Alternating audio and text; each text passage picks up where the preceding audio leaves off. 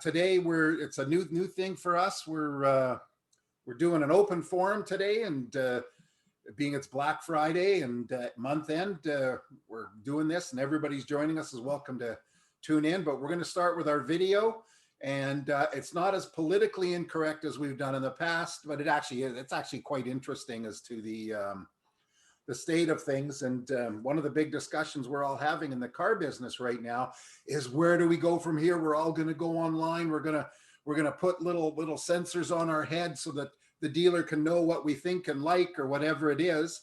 But this video is going to show what future thinking's actually done in paying out. So, and when was this from? What year was this from? 2011. All right.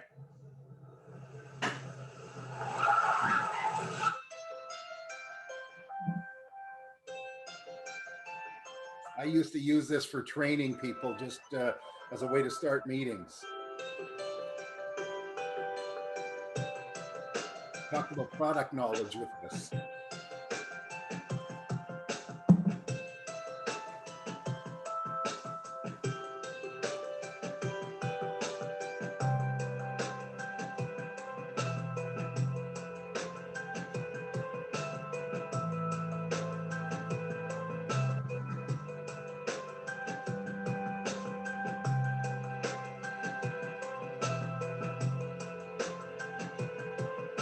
Good morning, welcome Christy. Thanks for joining us. We just have a short video that we run to start our show.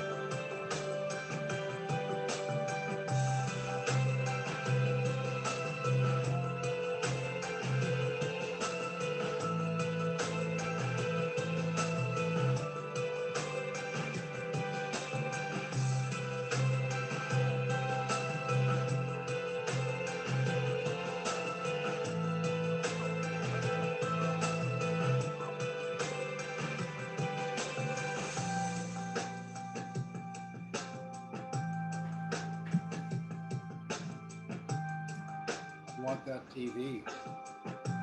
Absolutely.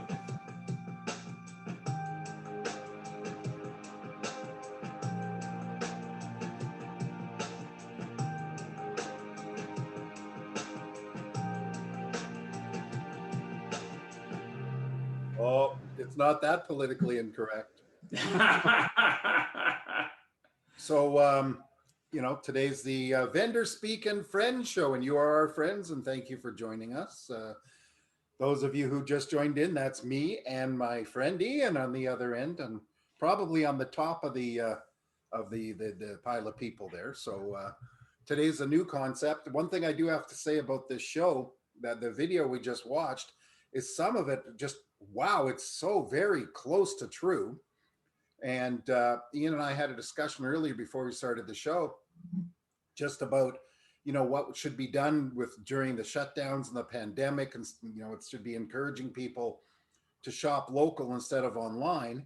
And interesting how that video shows somebody, what she checked online as she walks into the store, there's this plate glass that starts showing what she's got. And when I used to talk to people about it, I used to call that the iPhone 12. Well, guess what? It's close. But some of our favorite books here is Change Management, funny enough, and Leading Change by John Cotter. And Our Iceberg is Melting, also by John Cotter, which is changing and succeeding under any conditions. And of course, as always, we want everybody to know that whatever is discussed on the show is the opinion of our guests and don't necessarily reflect our official policy. Although I do have to say, if we say something, maybe it does reflect something for me and or myself. And, so don't, somebody says something bad or politically incorrect, don't hold us to them in perpetuity. Or if we say something politically incorrect, it's not our fault. And today's show is a little bit differently. And as always, our show's for the guests. So if you have a question, moderate the chat box, and we'll call on you. Mind you, today you're very welcome to just post a question. And we've got some questions we've written down, but today is an open show and open forum, and we'll just run with it. And of course, thank you for joining us. And today we're going to try and sell you whatever we can sell you. What the heck? Jeff, it's interesting that, because it really is, it's amazing. And I think we'd all love to have that whole setup going through our life, and it would be fantastic. There's a juxtaposition there. And I was looking for it while the video was playing, where it's on YouTube, and you guys should look it up, but it's a smart home after the guy goes to the dentist. And he cannot communicate with his smart house, can't even get in his door. It's well worth it. And I think it always falls back to the inability to have everybody that technologically advanced. And it's interesting, because I think it would be fantastic to be able to get up touch screens and make everything happen and all kinds of things. But one little glitch and you get a cold day and you get fingerprints all over your mirror and all the stuff that happens, and you stop using it. And how do them Teslas work in 40 below weather? How do the what? How do those Teslas work in 40 below weather? They get all the way to the end of the driveway. And then they hoof it back to the house and grab their pickup truck. Yeah, exactly. Yeah. So anyway, that video is on YouTube, and it's really funny, but you should look it up. And I think it's cool. I marked it here to take a look at it. So I'm excited to see that. And it's very true. And like I say, this video, we as you know, we always pick a video to run, and we have some other ones. Then we looked at this and says, wow, this is so neat. And I mean, what I especially liked is they literally walked around with their phone, put it on the counter. There's that glass. It's got everything there while she's in the bathroom brushing her teeth. Her day's calendar is up on the mirror, and pretty neat. And I quite like that guy with the rolled up plans, and flexible glass that he pops it down, and it's very interesting. When you equate it over to the car business, I spent some time at Mercedes, and you take an S-Class, for example, and that thing just is an amazing automobile. It truly is. But about the time you can afford one, you're about 75 years old, and all you want to listen to is AM radio, and you want to know where your signal lights are, and that's about all. And meanwhile, this thing is a space shuttle. It'll do anything. You can change the smell of the glove box. Like, and the guy's like, nope, how do I get me off of this station? What's XM? I don't even know what it is. Well, it's funny how you mentioned that. I was at BMW in 2001 when they brought out the new 7 Series. And that's what started the technology wars, what I think, in the high-end cars. And I also believe that's why 7 Series and S classes depreciate so much, is because it's always cutting edge technology, but once it's out of warranty, you want to get rid of the pig. Yeah. But these things were so cool. And, we had a customer, this was in Edmonton, who had a biotech firm. And he had the first one in the city, the first one in Western Canada. And it was cool. And he was in the process of selling out to a big drug firm from Europe. And these guys flew in, and he's taking them out to dinner in his new 7 Series. And they're all, oh, yeah, it's a very good, nice car. I apologize when he was of German descent. And he gets, this is in winter, in January in Edmonton. He gets 2 blocks down the street, the car just stops. It just shuts down. It doesn't go chug, chug, chug. It doesn't, doesn't do anything. It just stops. Nothing's working, nothing at all. So there is this guy, and they're actually going to some gala thing or something, because he's in a tux, running down the street in Edmonton at 8 o'clock on a January night, with his tux shoes on, slipping and sliding, to go to his house to get his M5, because that's all the only other than a Z8 that he had to drive. And so it's slipping and sliding. And that car, 7 Series, for the next 2 years kept coming in on flat decks. Same thing with S classes as they brought them into it. So, and it's funny, anyway, just even on just a personal note, we built a home 6 years ago, and we did the audio visual, stuff that you normally do. You build this in, you build that in. We've upgraded it twice, and that's one of the rentals we're doing. And it's just, you have to do it, because you go to even buy something, they're like, well, actually everything's 4K now, and if you want to upgrade, well, now you need a 4K TV and cable and receiver, and it's, well, that's $5,000, and it's just like, okay, you're never done with that stuff, right? It just keeps going. And hopefully when they did the house, they put in conduit, so that way you could just pull the wires out and feed new wires through. I did, actually. One thing I did do is I put a conduit from my utility room up to my attic. So no matter what happens, I can pull wires from the rooftop to the basement if I have to. So anyway, it's like, this never ends. One day it's satellite, then it's not satellite, then it's fiber optic, then it's not fiber optic. It's all over the place. Well, again, I'm waiting for that big wall TV of 190 inches. Moving along to a little bit more directed question, we'll take it from here, is so what does everybody think if dealers discover that if with floor traffic, if the up bus never returns and all everybody does is send in leads or pre-configure cars or something, what are we going to do? Ian. I just don't think that's going to happen, Jeff. Yeah, I'm with you, John. So what percentage do you think will return? Because I've already talked to dealers in mass lately who are just panicking about this. So their lead count is up no matter what website they have, but their guys and gals aren't as good as they could be at managing them. But their fear is that people just aren't coming in anymore, or when they come in, they're not the same as they were. Well, I can tell you that there are people going into showrooms even today here in the Halifax region. You may or may not know, but we've had to cut back severely, where now dealers can only allow 25% of their capacity in terms of people coming in. So things have certainly slowed down. But having said that, we are going to get out of this. And quite frankly, it's going to go back to more normal than most people realize, in my opinion. So you think it's going to go back to what it was like pre-COVID, or you think it's going to be different?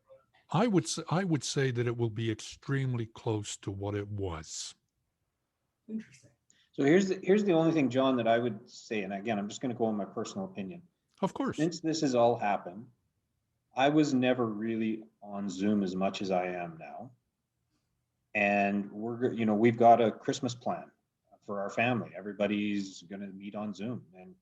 And so I'm not saying that's going to be our new normal, but that is factored into it. My 11-year-old daughter, we have to remind her to take her mask off. She finds it more comfortable now to wear a mask. Where, for us, we still find it annoying, fogs our glasses up and does all the rest of it. But she's very much just, we have to say, hey, you can take your mask off now.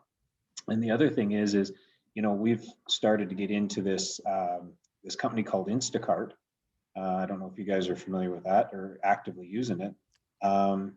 We haven't been to Costco in 6-8 months. And so when my wife used to go to Costco, she used to wander up and down the aisles and come home with about $500 worth of stuff that we didn't even know we needed. And we got books and pajamas. We got everything coming out of Costco. Well, now we order 6 things that we want, and we spend percentages less, half as much money as we used to at Costco. And that's our new normal now. We can price shop everybody on Instacart. We don't like going on a Saturday to a Walmart grocery store or anything like that, but they sometimes have some smoking deals, and we can send someone else there. They go, they pick it up. We haven't been to an actual grocery store really outside of picking up some small stuff in months. So I'm not going back to grocery stores, and they don't get to put their gum at the checkout and have me buy gum and chocolate bars and stuff like that anymore. I'm just not doing it.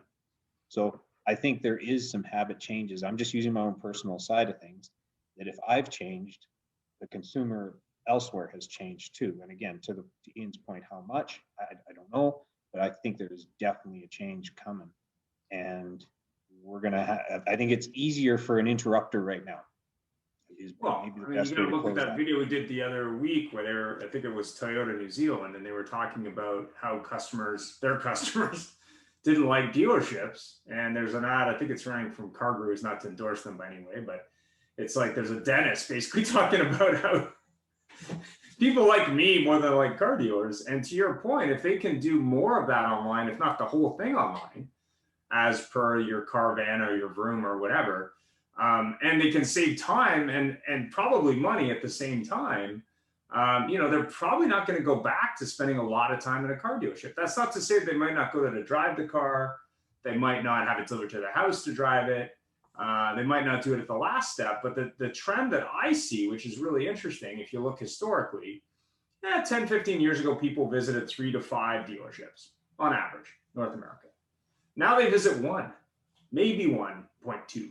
I think 1.2 is really just a statistical error. I think they choose the one dealership they're going to and they don't go anywhere else. So the question is, how are you going to become that one dealer? That's the question. So, and so help me with this one, Ian. Because there's good knowledge on this. Here's my struggle coming out of retail fairly recently. Yeah. You've got people that have come in on a Saturday. So you're going to put, I don't know, let's just make an easy number. You got 20 people walking through your showroom on a Saturday. Yeah. And you sell 5 cars just to make numbers up. Yeah. So those people have gone somewhere else. So that, and I hear the 1.2, but I always struggled with, so they're going to another store. So that's automatically a 2 dealer visit. Well, right? but let me give you an example, because I agree with you that that's the number, and it's probably an NADA number from statistical data. Yeah. And we all know that there's lies, there's damn lies, and there's statistics. So statistics is a little bit wonky depending on who you talk to. That's just the way they are. And that my statistics prof, my MBA said that, so it wasn't me saying that. But anyway, well, he's right. So. Yeah, whatever. But the way I look at it is this: if I've got, let's just argue, 30% increase in leads, digital leads from various sources in the marketplace today. You've got a 90% I didn't sell a car to, which is what I hear in the market every day is, I'd like to get to that 10 to 15% sold cars. So the question then becomes, and to your point, I get 20 people, I sell 5 cars. What happened to the other 15 people? Well, I'll use an example. I was talking to one of the largest BMW dealerships in Canada this week. I went and visited with them.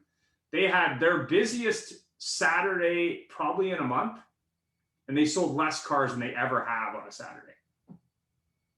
So what does that tell me? Well, they asked the customers, and they happen to be a large percentage of Asian Canadians, which was unusual, he said, because generally they have Indo-Canadians in the dealership on a Saturday for some reason. He said what he thinks is the problem was they thought the Black Friday sales were going to be like early, and they were going to be like $10,000 off, $10,000, $20,000 off of BMW. And when they didn't see that, they're just not in the market. So the expectations part of it, but also if someone's physically there, what it's telling you is if everything aligns, they're going to buy a car today. If it doesn't, they won't. And they may put it off for months or years. You just don't know.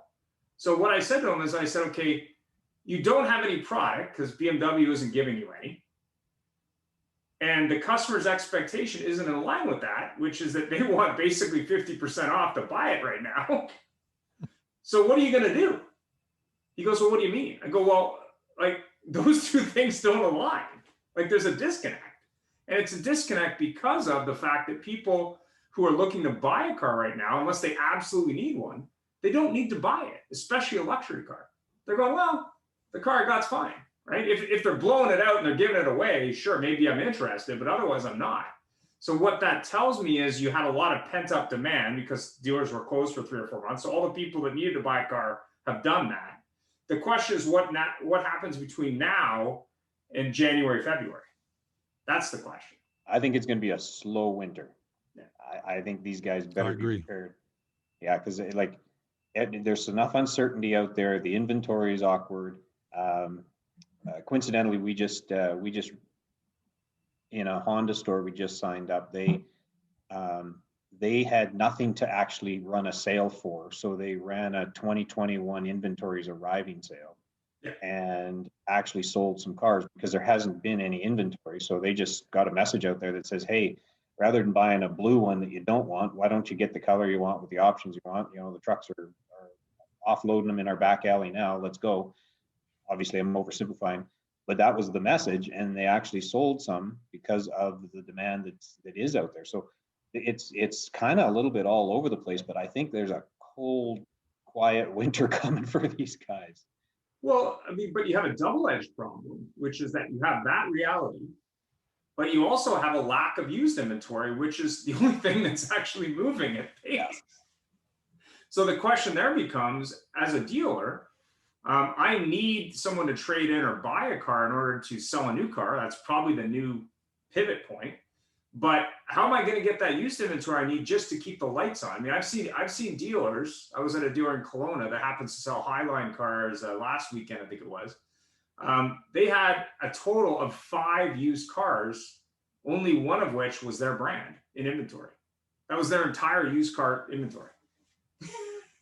Well, and I think the good dealers are gonna get out of their desks. They're gonna walk to the back of the building, and they're gonna figure out how their dealership can function out of the drive-through, because they got to keep that happening.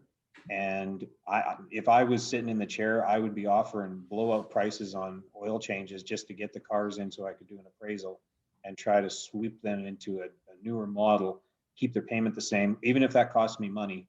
Because if I had to write it out of my used car, you know, I'm making $1,200 in service on a used car, making 15 up front and $2,000 in the finance office. Yeah. So I might have to subsidize some of that from the front to the back, but just to keep that transition moving. Well, there was a fascinating ad from a Dilawri store in Toronto, I think it was. I think it's a Honda store. They're having a 1-day service sale. Good idea. With special tire pricing. I thought that was interesting. Go ahead, John. Here's what I have to say on this, and here's my biggest fear, is this last 8 months, 9 months, well, 7, 8, depending where you were and when stores reopened, has been like sitting down just shooting ducks. One duck walks by, you got a shotgun full of pellets, you shoot him and he falls. So what I mean by that is customer comes up, goes online and says, I want to book an appointment. They come in, they buy a car. I think the dealers in general have become lazy. I think the salespeople have become lazy. And pardon me if I'm offending anybody, because it's been really easy. And November has been a wake-up call, because in November, they're all going, oh no, what do I do? And then to your point, Barry, the industry is notorious for having a 3-month memory span.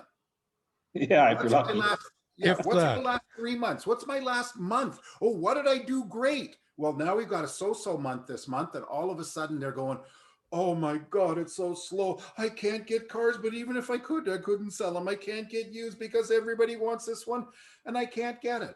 And I think you're right. I think, the smart ones are going to sit and slap themselves in the face and say, what do we have to do?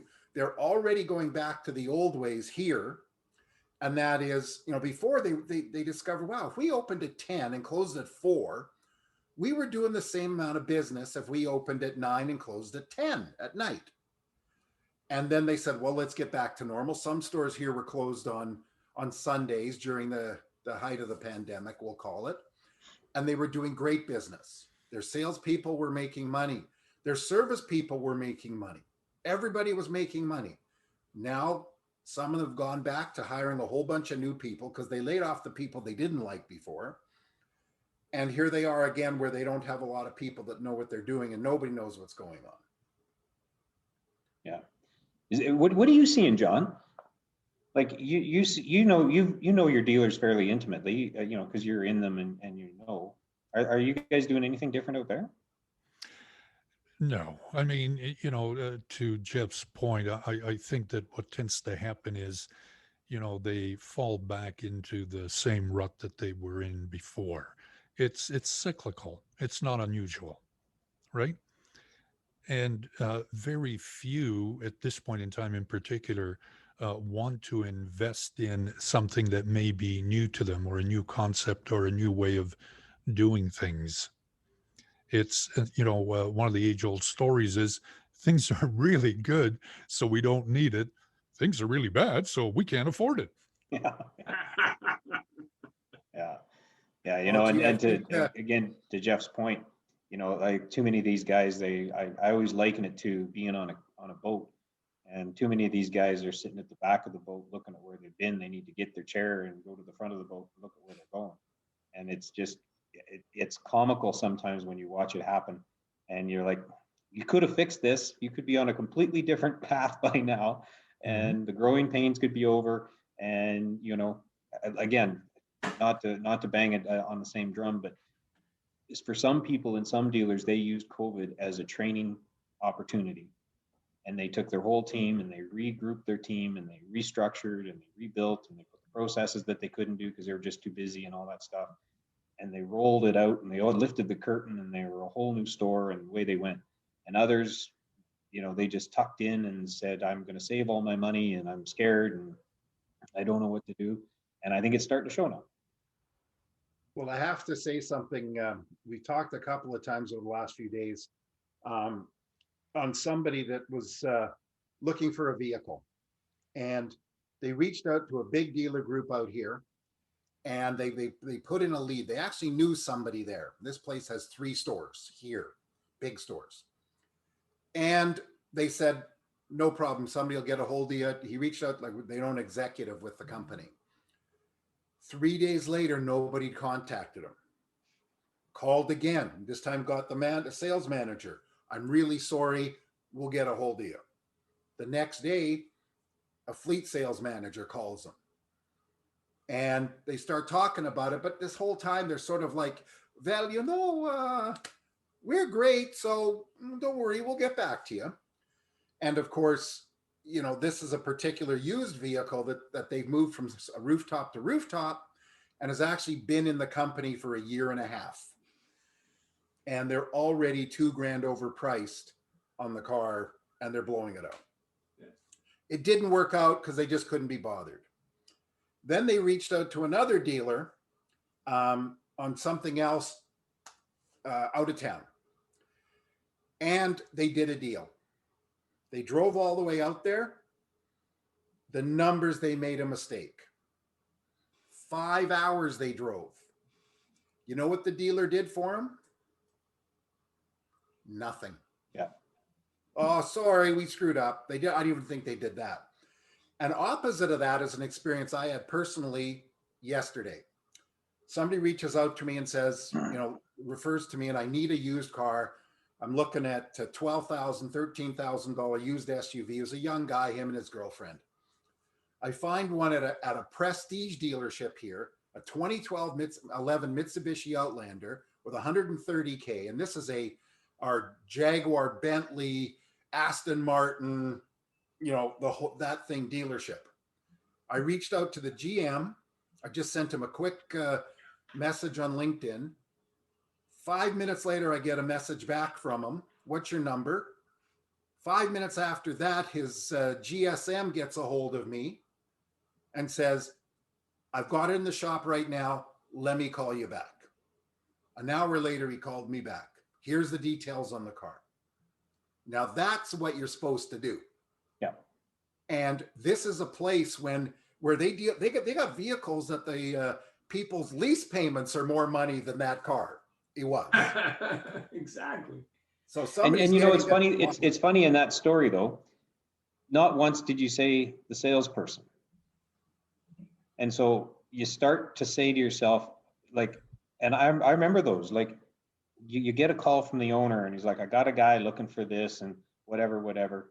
You don't walk that out to a salesman because you can't trust that that's going to happen. You handle it yourself and you take it as far as you comfortably can. You hand it off to a GSM, a GM, or an SM, whatever, and the deal gets done and the owner calls you in 3 days and says, how did it go with Bill?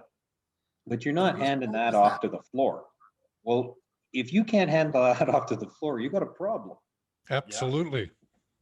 And I know, John, you see it every day. So, yeah. and that, I think that's the big challenge when you look at customer experience, you look at dealer visits, you look at training, what's the right staffing level when, let's just say it's 70% is online moving forward. I don't know what the number is going to be. Let's just say it's 70%. What are the permanent staffing changes going to be, right? It was funny. I was getting a vehicle for myself actually, and they had a pretty good initial process. It's a group here in Richmond. I know the owners anyway, but initially they had the emails from the BDC department, I think, for the group, and then I went into the store and they got me a person. But that salesperson isn't following up. He's relying on the BDC to do that. Yeah. So she does all the front end work. He does the meet and greet or whatever when I physically went there.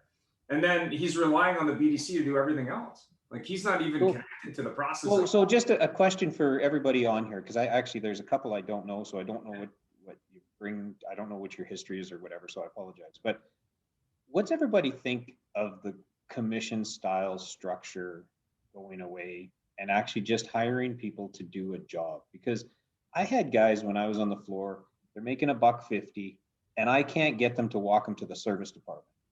But I go for gas, I walk into a Shell station and the guy says, do you want to buy 3 chocolate bars for $1? Wiper fluid is on for $1.50 because that's his job and he's been told to do it. And if he doesn't do it, he goes away. Yeah. And this commission style that we still have in our industry, I think is antiquated and it needs to move out. And I think we need to just get people that do the job well. And if they don't do the job, and there's expectations, you got to sell this many and you got to do this many turnovers, whatever, there's expectations. But this is just what you do. And if you don't do it, you don't work here. Like, I don't know. What's everybody's opinion on that?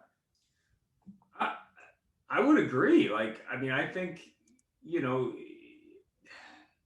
and I wouldn't say it's true in all cases. I think there are examples at every dealership where somebody working there, or a couple people working there, actually care enough to do everything right. And then I see dealerships where it's like, no one there seems to want to do anything right. So I think really, and I think John's spoken of this in the past, the way you design your comp plan matters. It does, right? And John, did you have it where it was 2 stages, where once somebody proved themselves for whatever 6 months, a year, and they were doing everything right and they were saying what you wanted them to say, then they moved to a different pay structure? I heard that. It's entirely up to the dealership which route they want to take. I came up with a pay plan based on the fact that many dealers have a challenge hiring people new to the industry. So I said to dealers, why not take the average pay scale in your geographical area? So let's say that the average pay is $3,000 a month. So you're hiring someone new for your sales department. What you do is you guarantee that they won't make any less than $3,000 per month while they work for you. However, there are minimum standards that they're going to have to meet, and they're going to get paid based on the activities they do relative to the sales process. So, for example, someone walks in, you get the person's name, you get their phone number. Right away, just for that, you get paid. Let's say that you set an appointment, you get paid for it, even if the appointment doesn't show. If the appointment shows, you get paid again. When you sell a car, you get a flat fee, but you also get paid, for example, on a demo drive. If the person has a trade and there's an appraisal, you get paid. If there's a proposal placed in front of the person, you get paid. So for steps within the process, you get paid. And then there are volume bonuses, and then there would be bonuses based on that. If in fact at least 66.7% of your appointments show, in other words, 2 out of 3, you get a little bonus. If your closing ratio is at 50% on appointments, you get a little bonus. If your closing ratio is 35% on walk-ins, you get a bonus. If your demo drives, appraisals, proposals are at the 80% level, you would get, again, bonused on that. Then you get bonused on referrals as well. And if you win a trade, you get a bit of a bonus because it means the dealership doesn't have to go out and buy those cars and pay auction fees, transportation fees. Well, it stops the senior guy from telling them to go sell it themselves because he doesn't want to do the trade appraisal. Exactly. So this is primarily meant for people that are new to the business. And of course, the option can be given to anyone to get onto the program. The whole idea behind it is that the more we follow the process, the more likely we're going to sell more vehicles. Well, there's some comments made here that I want to share with from Chrissy and from Stephen. And Chrissy basically said that, she believes that the customer gets a better overall experience and commission is no longer in the mix. Exactly. Commission salespeople are not inclined to do anything they don't believe will pay off immediately. And then Stephen mentioned that AutoNation a few years ago went to their sales teams across the US and offered them the option to go salary. Only 30% of the people took the option.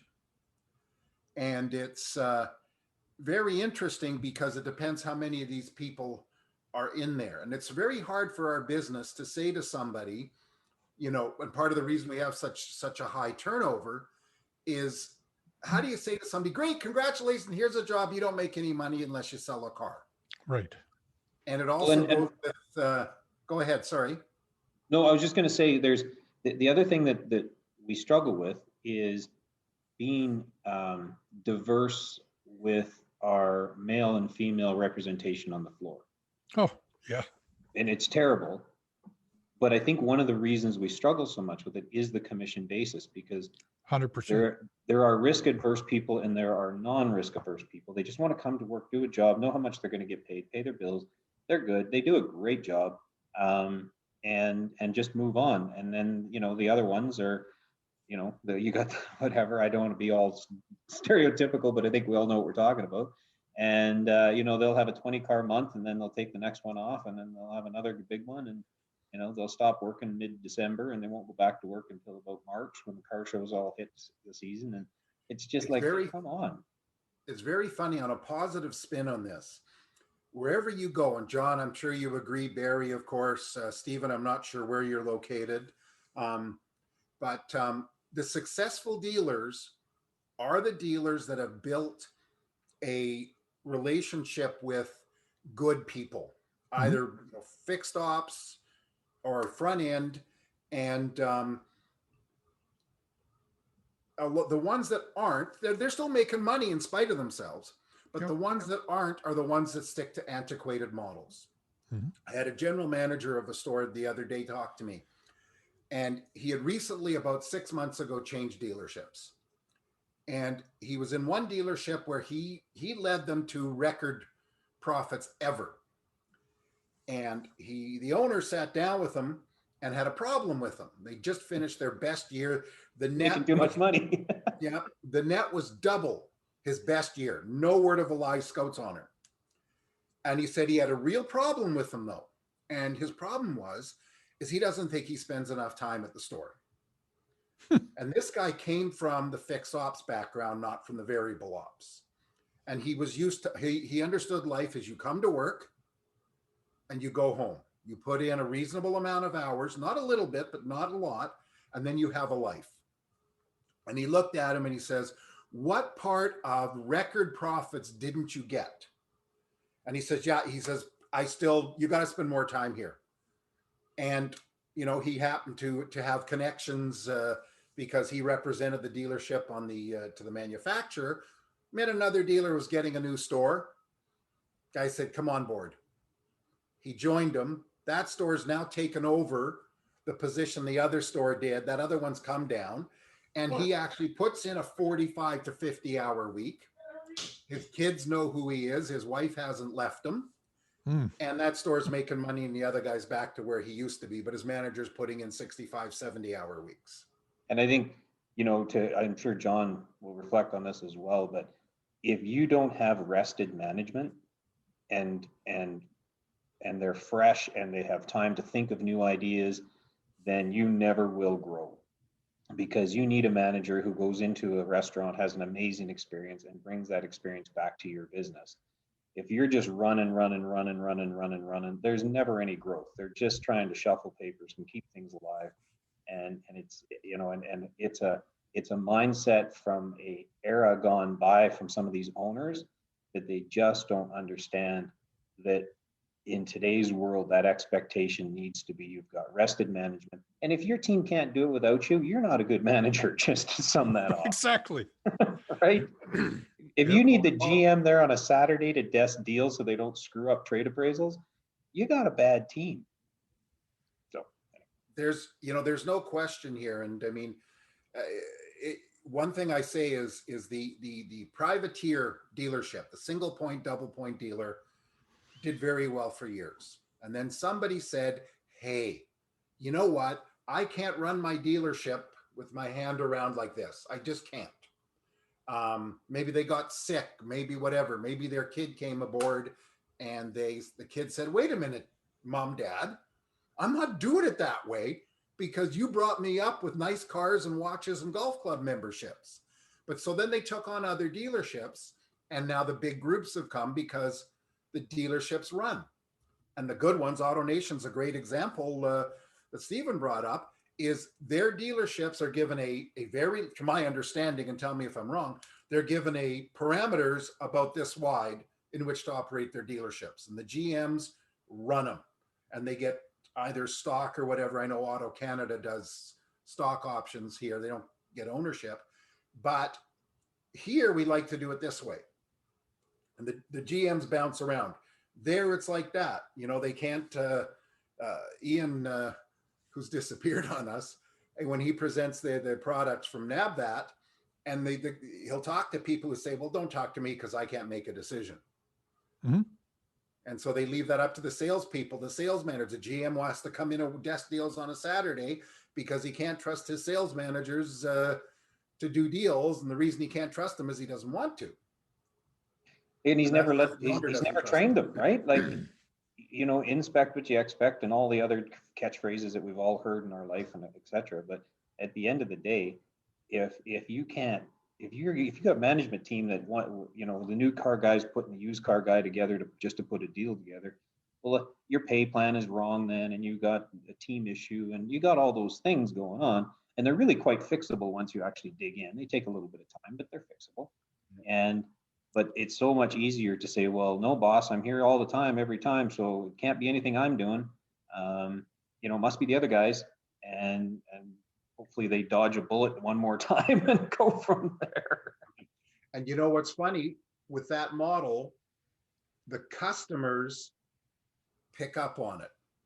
Mm-hmm. And they walk in and they know, you know, if they come into service and the service people are just trying to stuff them with work, flushes. I was in a dealership that we took over a dealership where on the first service, the service advisors were selling customers flushes because they could. And then it took 5 years to regain the reputation.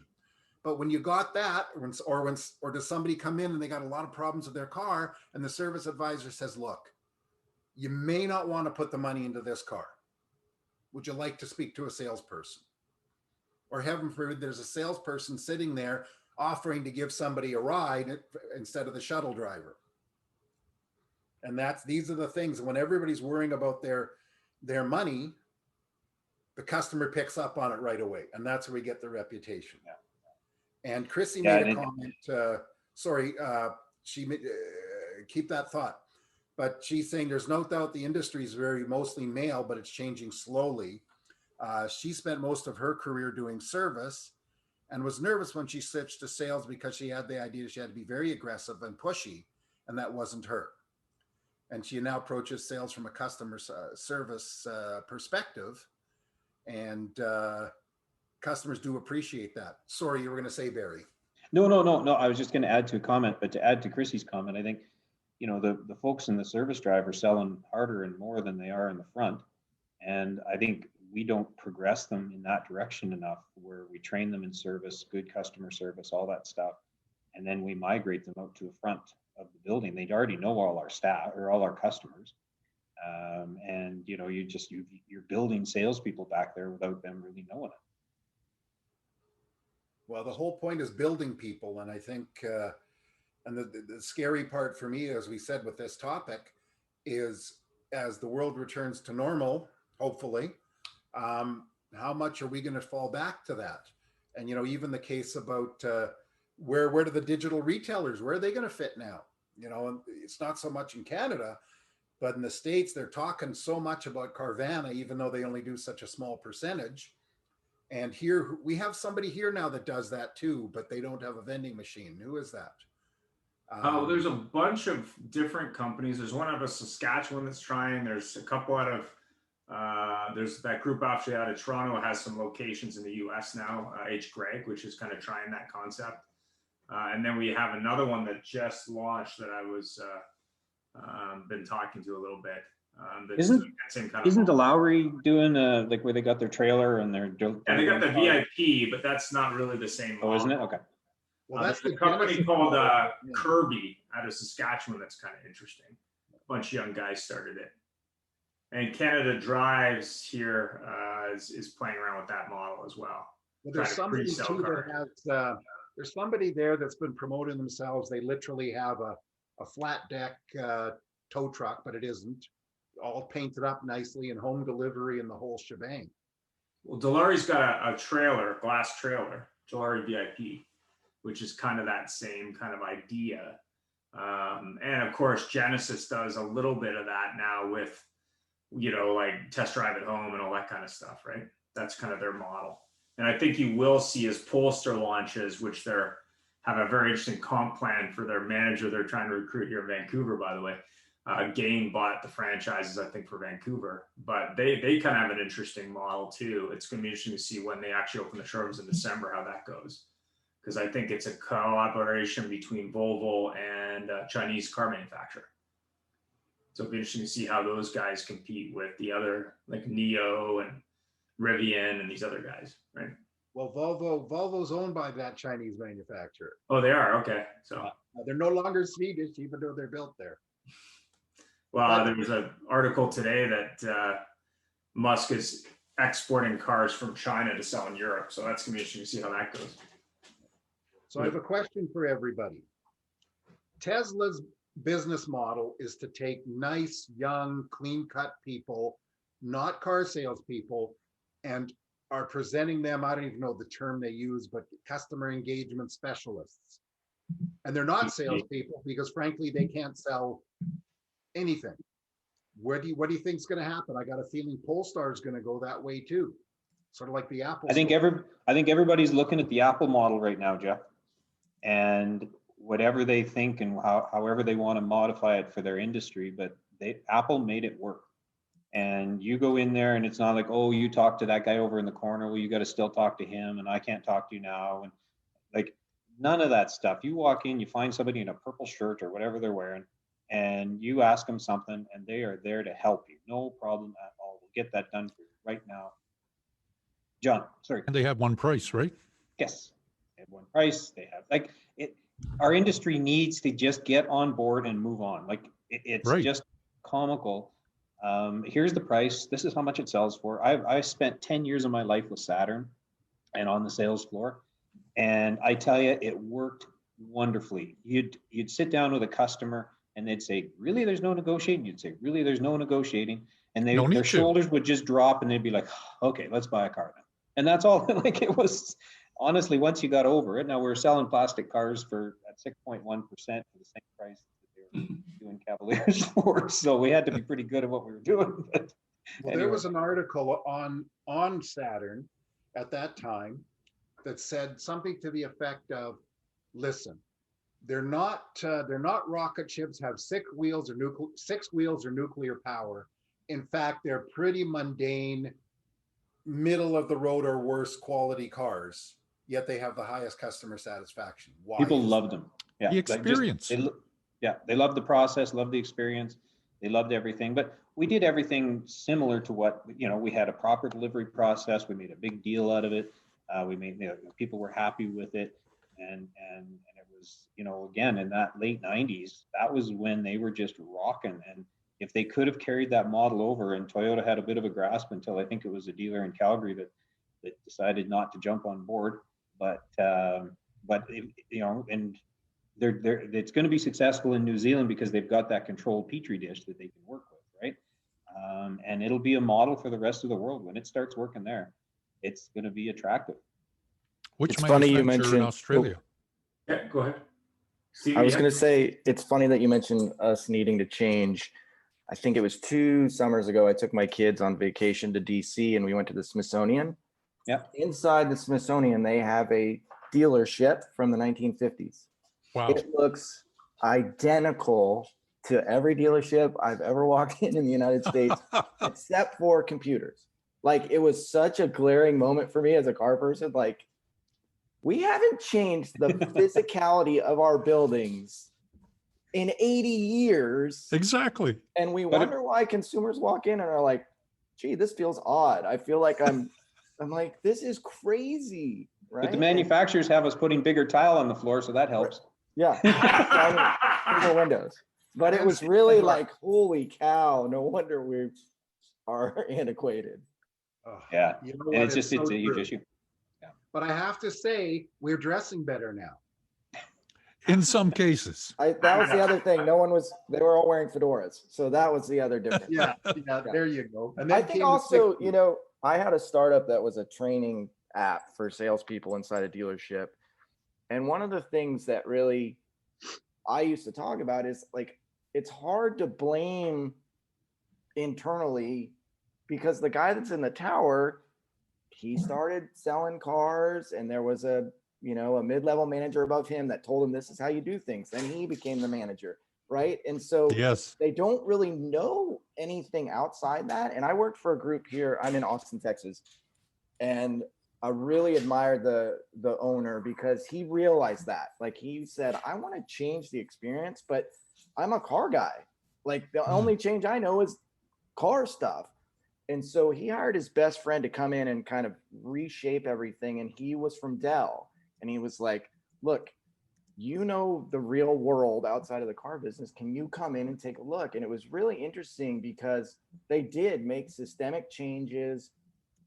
And you could feel it when you walk into one of their stores. And it was really interesting because the guy was like, when he came in and started asking questions, well, how do you do stuff?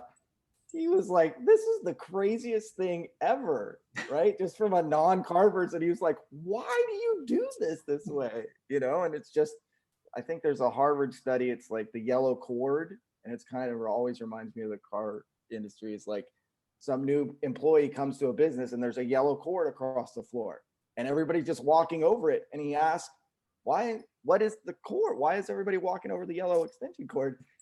And everybody just says, well, because it's nobody knows. Like they just, right?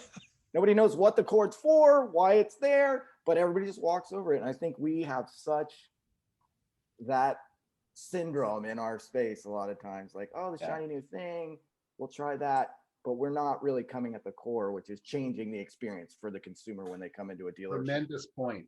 Well, And it's interesting and- because down where you are is the same as up here. It's the exact thing. I've talked to dealers. I talked to dealers in South Africa, and they use similar terminology. They don't use the term home run. They use a cricket term. They still use roaches, and they still use they don't use hat trick either. They have something else. But literally, it's the same. You never thing. see the guy at the Apple store, the Apple Genius guy, high-fiving another guy when they sold 3 iPads, Exactly. right? It's not, Exactly. oh, I just crushed that person, and the Right. person's still in the building. You're like, gee, I wonder why consumers feel weird about us. And these are stores that, because people will come up with, yeah, but it's Apple and they're cheaper and it's not as expensive. Well, here there's a mall that they just tore down a beautiful atrium at the entrance, and they're building a $25 million Apple store right in the mall. And they're going to be paying the mall guys $300,000-$400,000 a month rent.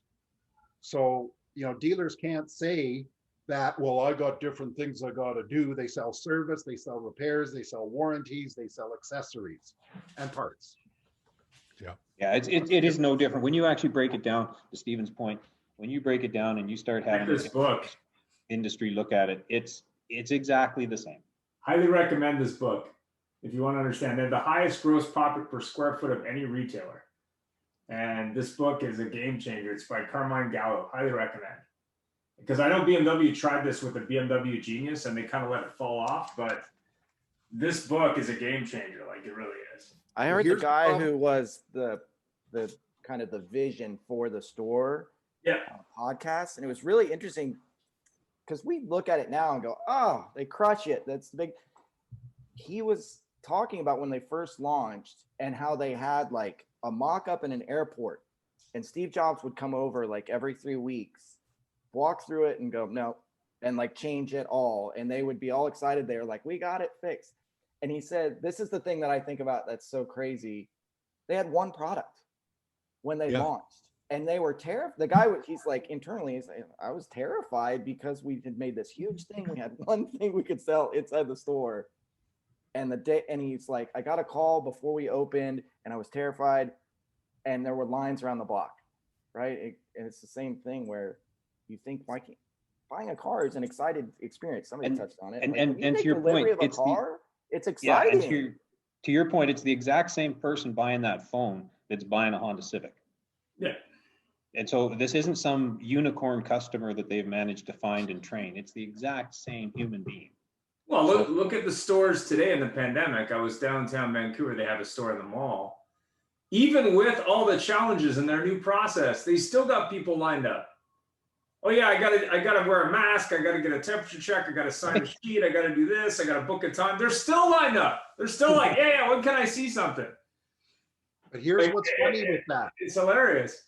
You told me the other day where you went into a store. Yeah, I was looking to buy a monitor. No, not Apple. Because you go to the Apple store and they got security out front, they got stanchions, they got somebody sitting there saying, what brings you here before you come in the store? Let's sanitize you, let's spray you down, let's put your mask on.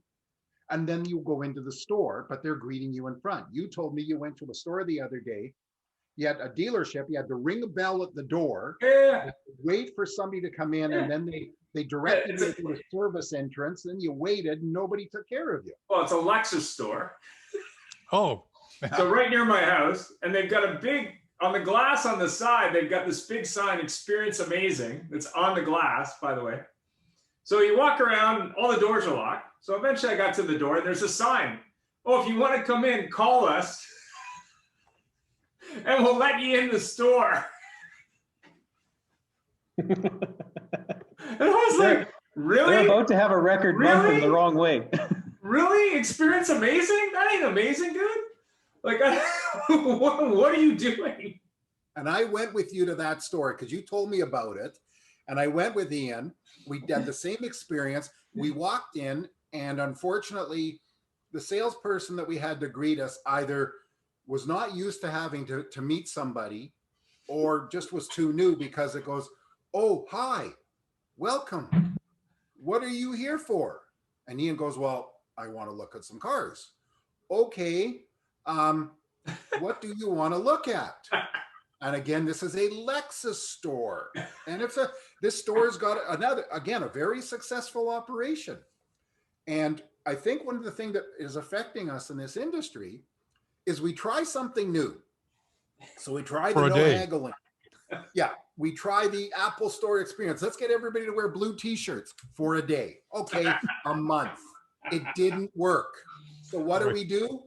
All right, call Charlie, who we fired last month, bring him back, tell him we'll pay him 40%. And we go back to the old thing. It's the same old, the one thing that jumps out in that story, back to what Stephen was saying, Jobs, who put it all on the line for that, came in and blew it up. How many times? I don't know what the number is, but say 5, 6, 7, 8, 9, 10, whatever. He was prepared to make it perfectly right. And he was prepared to have it die on his sword if he made the wrong decision with whatever it was. So he was prepared to blow it up. There is no way in any reasonable conversation that anyone with any authority has gone through the Lexus process and said, okay, I'm going to just come in as a customer tomorrow morning and just see how this works, right? There's no way he did or she did. Like, and it's just, that's where the unfortunate part is. Well, but interestingly enough, Barry, in 2019, I went to Tokyo, and then I went to Shanghai as part of my MBA. So I actually went to a Lexus store in Tokyo, owned by Lexus. And what I can tell you is the experience was vastly different in Tokyo than it was in North America. And it was nothing but respectful the entire time. Like the people in service came out from around the counter to say thank you for coming in, right? It was a completely different experience. And the thing that was funny was I also went to some car dealers in Shanghai. I went to their car museum and I went to some car dealerships. The car dealership experience in Shanghai was the same as North America. just different language, but the same thing, with the exception of QR codes and a few other things. But when you go to the Tesla store in Tokyo or the Lucid store in Shanghai, those stores are very similar as they are here. Right. So it was kind of interesting to see that high level experience is possible if you insist upon it. And I think we had this discussion on a previous show. Like if McDonald's said, okay, you can make the hamburger any way you want. You don't want to put pickles on it. We don't care. You bought the franchise, do whatever. That's basically what we do in North America with car dealers. Like, yeah, as long as the signage says General Motors, like whatever, like sell cars, all the best. Well, and it's funny you say that because, one of the good examples is a restaurant industry. And there's obviously going to be different restaurants north and south of the border. But if you go into a restaurant that actually sits you down and it's a franchise restaurant, the napkin is in the same spot, whether you're in Austin or you're in Vancouver, and the glass is in the same spot and the coffee cup is in the same spot. That is how you set a table in that franchise. And to Ian's point, we just kind of let it go wingy and say, okay, here's all your plates and dishes, do what you want with them. And there is no really clear process of this is how it's going to happen. Oh, but you have to buy the tiles we tell you got to buy. Yeah, those tiles are and the tiles are an amazing one. I love that one. And iPads everywhere. Have you seen the new Nissan look? Wow. Well, here's the perfect proof about this whole thing on this business. The Saturn model did exceptionally well. People were happy with, and they were crummy cars. Let's not kid each other. And even Teslas right now, they're not that great a car, but they're happy. But guess what? The first opportunity GM had to look at what do we do here, they cut Saturn and they kept Buick. Yeah. And what was interesting is like the owner was making at that point, and we're going back, 25 years, he was making, I think, $1,600 per copy easily, plus all the other stuff that we were doing at the time, whether it was F&I or whatever the case may be. but that was just a given. He knew that if he sold 80 cars, it was going to be this much gross. It wasn't, well, we'll see, or they held a sale, or they did this, or they blew a bunch of cars out because they were behind target, or whatever the case may be. That was just the number, because that's how much gross was built into the car. $13,000 cars. Yeah, yeah, we're selling $12,000 to $15,000 cars. Like, he was rolling it, loving it, right? But An you know, interesting comment from Christy. General decline in the customer-centric attitude, and I would tend to agree. That when I bought cars 20 years ago, and I've been in the business over 20 years, I found that there was a little bit more focus on the customer than even there is today. Like, I would say that the reason people have gone online isn't just COVID or isn't just the internet. It's that they just genuinely don't feel the salespeople add enough value. Yeah. They just don't add any value. It's like, okay, I'm going to go and I'm going to get beat up by a salesman. They're going to try and charge me 6 fees and overcharge me for the car and undercharge for mine. I mean, I was looking at a dealership website last night. It happens to be a BMW franchise. They have 4 fees on their website. No, 1 fee. They got 4 random fees. There's a finance fee, an admin fee, an F&I fee, and then a handling fee on used cars. But the thing that was funny wasn't that. It's like, oh, our offer is $1,500 in free payments, but we're paying for it by charging you all these fees. Yeah. Well, I had a friend of mine who referred to them as hot dog fee. Yeah. I mean, $1,500 in fees, and you're giving me 3 payments worth $1,500. Okay, so you're basically not giving me anything. Yeah. And if you went to that said, sorry, go ahead, Steve. I'm hearing all my stuff from my pitch deck to investors from my training app. But what I used to say that was really interesting, and I worked for Carfax for a long time, so that's where part of my brain comes from. But like, if you think about the technology out there on the consumer side, you said something like Carfax, Kelly Blue Book, Edmunds. There's tons of companies who've done a great job of educating consumers about buying a car and technology in a car. But when you go into a dealership, nobody's done that on the dealer side. Like, there's no technology. Like, a CRM is not a training tool. It doesn't make me a better salesperson. No. So to your point, like, when a customer comes in, they are so much better educated about the product than the salesperson, and experience, because they know financing rate, like they know everything because technology's helped them. And so, yeah, the salesperson is like, check out this app. It's called TD Wheels from TD Bank. It's unbelievable. Yeah. And so it's basically, it allows you to build your own car deal on the app and then give them the financing. Right. It's like unbelievable. I'm looking at this the other day. I'm showing it to a finance manager. I said, you need to know about this. She goes, why? I go, because they don't need you anymore. They can select their car, get a trade value. They can select the new car. They even know which brand to buy because they get better rates. They have better rates on new cars sometimes than the manufacturer. It's insane. And you can do it all in an app, in the store. And Stephen, it's interesting you say that, because I was on the floor when some of this technology started to roll out. And the whole culture, and Jeff's nodding his head, the whole culture was, how do we fight it?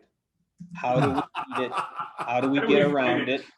How do we ignore it? Whatever how do we the not thing take was. those tests? Can we pay someone to do that for us? But I worked for Carfax for 12 years, and I was dealer facing for large groups. And it was really interesting, the arc. Like, when I first started, we just started getting accidents, and dealers, exactly what you said, like, they would fight. Why are you putting this? Stop putting this. And by the time I left, they were yelling at me because we weren't putting enough information about the accidents on the reports. I was like, wow, things sure have changed. Yeah. Yeah. But yeah, it was. And so the culture of the higher level is still that, how do we fight this? How do we trick them into it? How do we tell them about the fees? How do we not tell them and put it into the financing? And how do we do all these things behind the scenes? And, all the stuff that we're all accused of, or our industry's accused of. And, we've been trying to fight this for so long. And meanwhile, the customer's just like, I'd just like to buy a car, please. Well, Chrissy had a really good comment. Product knowledge is something that I could see improving if there was a move away from commission sales. The customer wins. The salesperson, obviously would then be better prepared because they're not panicked about, I got to make a living, right? I mean, when you think about Best Buy or Apple or whatever, they're not really incentivized that much to sell 20 iPads, even though there may be some sort of bonus. They're doing it because they believe in the brand, right? And Which I when, think is when the Best same Buy, reason people do it at Tesla, right? They're selling Teslas not to make money. They're doing it because they believe in the brand, right? and when Best Buy went away from their commission basis, Yeah. I know I can speak for it. The customer service went up huge. You can now go in and find somebody and talk to them. They're not out back having a smoke. And you know, there's no money in TV, so there's nobody standing in the TV section. They're all standing in the warranty department. Yeah. But now they've got these people and they're all very educated. They know their stuff. They're willing to help you. They'll answer your stupidest question in the world and they'll sell the product. And that's just their job. You know, the other ones moved away where I don't know where they went, maybe to the car business, but you know, the brick. right? So, The never brick plan, you mean? They chase you around the store in the brick. Well, even just so you know, up here, there's a furniture chain called The Brick, and they're not nationwide. There's a few stores in probably some northern states, and I can't think of a furniture place down in your neck of the woods, only because I just don't know them.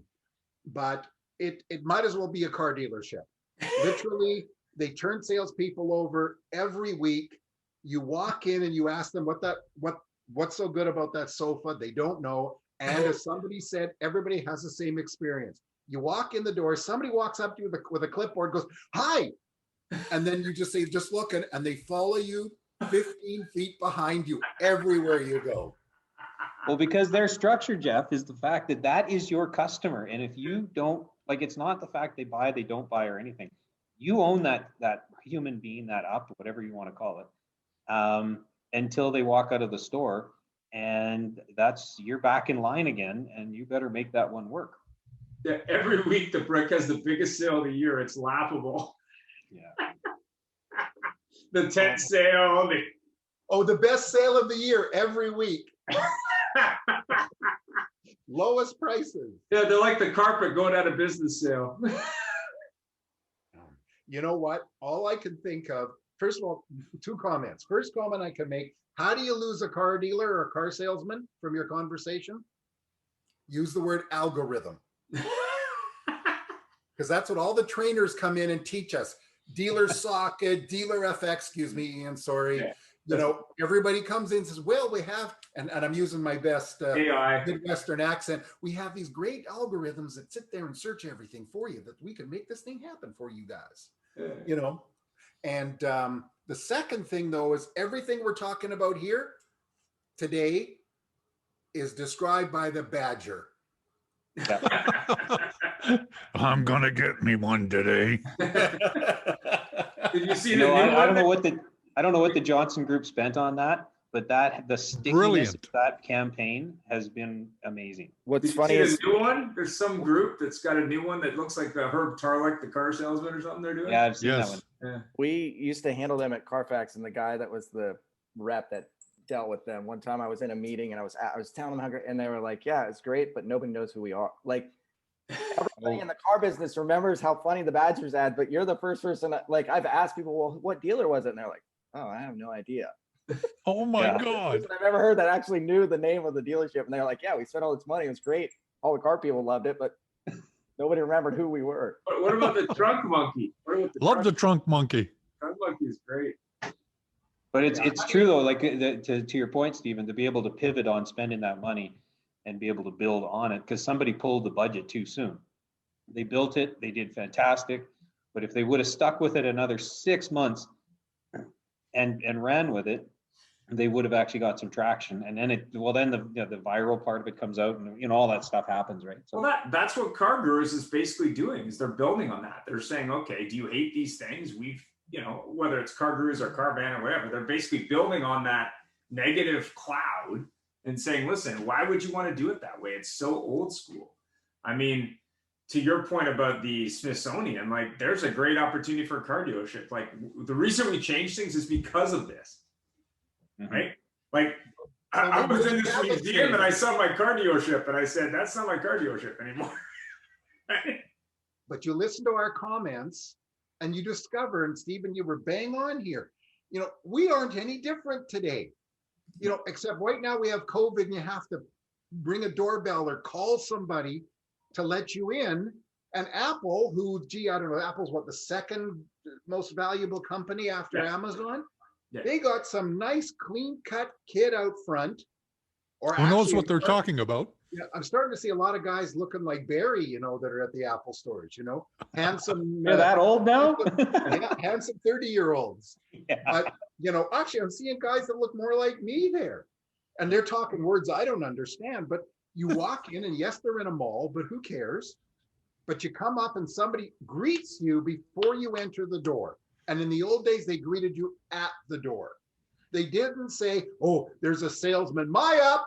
And somebody comes running out to you, and two people tripping over each other. But it's Well, and the funny- copy it, because if you look at Microsoft, granted, I don't think they execute as well, but at least they had, you know, some sort of execution there, right? There's nothing to say you couldn't take that concept, Tesla, Rivian, whatever you want to call it, and make it into a store. And I think they're 100% right when it comes to smaller stores. You don't need these massive Taj Mahals full of cars. Like, nobody wants to look at your entire inventory in one place. Like, nobody, right? They want to look at the one or two cars they might be interested in, maybe, right? I mean, I think it's a great conversation because, you know, I think the other thing we're starting to see is, you know, like GM and Ford, I think, started it, but, you know, a while ago, these manufacturers had two cars. They had a big car, they had a small car, and they had an SUV, whatever. And now they got 87 different models everywhere in between, you know, and you got $1.50 between them all. And you know, the consumers just, and then Toyota says, well, shit, if they're doing it, I got to do it. And it just doesn't end, right? So I think there's a couple of things that really our industry needs to fix. And it starts with the customer service experience and helping that customer actually walk them into the product. Well, look at the Here's Kia another point store. There's a Kia store a couple blocks away from me. They had a new car showroom, and then now they're having an EV showroom they're building. So they're going to have like a customer experience EV showroom. So I think it's interesting if as they switch to EV, will they learn? That's the question, because EV is going to definitely impact ROs and service business, and it's definitely going to impact customers because the cars are quite expensive. So are you providing that highlight experience, say at a Kia or a Hyundai store, where you're selling a bunch of electrics, or Volkswagen? I mean, Volkswagen just made this deal for batteries, but, you know, I mean, there's going to be a big change in the cars that are available, right, from these companies. And I think the EV buyer is a more savvy and has higher expectations than what most car dealerships are giving right now too. I would say we don't do a lot of electric out here just because of our climate, but I would say that that's a big part of that. More of an early adopter, looking for that experience, not necessarily the product, but the experience. That's Vancouver for you in a nutshell, because there's more take hands on the road here right now than there are in the city of Vancouver than there are F-150s. And they're $200,000 a pop. Well, some of The them, final thing I want to make on this is the reason that we keep doing what we keep doing in this business is it keeps working. Yeah. Well, we keep getting away with it. Right. Good point. Good point. But so I was gonna, just to kind of bounce off that, Jeff, a little bit. I was gonna say, so you take the money, you set it up, and you do everything, and you got your trained people, and they're not on commission, and all the things we've talked about over the last. And it's been a great conversation, guys. Thank you very much. But all those things, and then your guy across town is cutting you by $1,000 a car. How long does it take before you start saying, well, I do have to move some inventory at some point. I can't run a Goldilocks dealership and not sell cars. Yeah, or it's $200 a car. Forget $1,000. Whatever. Just whatever it is, right? And that's where we always get in trouble. Is at some point somebody has to say we're either all in or we're not. Well, but Barry, I'll use the example. I managed a Kia store actually, and the owner had a philosophy where they pay a flat commission. I think it was like $400 or $500 no matter what the car was sold for. So the negotiation was all up to the sales manager. And what was surprising me when I managed that store was the salesman is still trying to grind me on the price, even though they made the same money no matter what I sold it for. And I said, why are you beating me up, dude? And they said, what do you mean? I'm like, I'm paying you either way. Like, what? in what universe are you trying to make me sell it for less? Like, what does that make sense? It was so ingrained in their head, right? It was like, no, like it ain't about the price, man. You're getting paid. Don't worry about it. But they were so fixated on the price sold the car. And I think that's something we have to fix in the car business. I mean, it's not like the people at Tesla out of the gate said, well, yeah, we'll blow it out if you buy 5. Like, they're not doing that. Yeah. And it's yeah, funny long term they might have to, but you know, what that proves is that you don't have to do that, right? You don't have to. And I take it back to when I was at Saturn and we were doing everything at level pricing, and nobody on the floor had sold cars before. And so again, there was no negotiation. So that part didn't matter. It was, do you have a blue one or a black one? Yeah. But there was nobody that would come in, and they purposely hired people that had never been in the car industry. Maybe that's the answer. The answer is the old car dogs that are running these stores. Maybe the answer is that they're the past. I mean, I hate to say it because I've been in the industry such a long time, but you know, maybe that's the reality, is that when you look at Tesla, you don't see a lot of old car dogs running those stores. But the problem now is that training, when you don't have to, the way we train new people, because let's not kid each other, I'm sure even in Texas, Alberta, Nova Scotia, 30 to 50%, maybe even 70% of salespeople are brand new to the business, no matter where you are. And the problem that we do is when we do in a standard dealership, we train them, well, here's some product knowledge, but you know what, it really doesn't matter. Here's the process, but bottom line is just go get the up and bring them to me. And that's how they learn. Whereas with your Saturn or a Tesla, when somebody says to you, how does the ludicrous mode work? They say to you, well, what they do is it changes the computer algorithms, it and they get the answer. And yes, unfortunately, Tesla is owned by Tesla. Every store is owned by Tesla. If they go to the one downtown, the one in the suburbs, they get the same experience, but they have new people just with Saturn. But with everybody else, it's new people, but they screw them and destroy them because they teach them to be a liner and a closer. Look at it this way. Years ago in the Greater Vancouver market, most of the Mercedes stores were owned by Mercedes Canada, and that's still true in the GTA. Did that change the process for the customer when the manufacturer owned the stores? Yeah, I don't think it did. It didn't. No. We would have customers, because I set up their call center, where the customer would call and they'd say, oh, where's the best deal on a Mercedes-Benz in Vancouver? And the call agent would go, where are you located? Well, I'm located here. Okay, the closest store is the best deal. They owned all the stores. Really? And that they also shared a CRM. Yeah. And what I discovered, people there, somebody came in and they meet the salesman downtown, and they were in the one, in Richmond, which is a suburb of Vancouver, Stephen. And John, you know where Richmond is. And they'd enter them into the CRM as they're talking to them at their desk, because they did that. Oh, so when you spoke to Joe over in downtown, what happened there? And it actually worked. Yeah. They were all on 180, so they could all see everything. They could see the deal they built. They could see absolutely everything. Exactly. That's what I was with Mercedes as well, because they were trying to tell us that was their best practice. And it's like, well, that works if you got all the stores. But now they sold all 4 stores to one group here. Yep. Yeah. Yeah, Toronto, I think, is the last one left. But the thing that was funny when I worked with that group, because we set up their call center, was the corporate guys went crazy when they'd visit the stores, because they'd hired all these retail guys to run the stores, and they didn't agree with the corporate guys.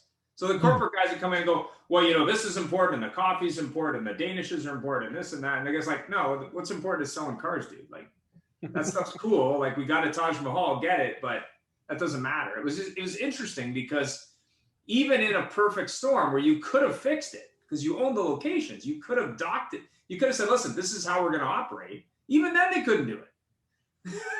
And frankly, the person that got the deal there at the old Mercedes stores was the person, you know what, we like to say they built the relationship with them, and they certainly did. Yeah. But it's the one that wrangled the best circumstances for the customer. Yeah.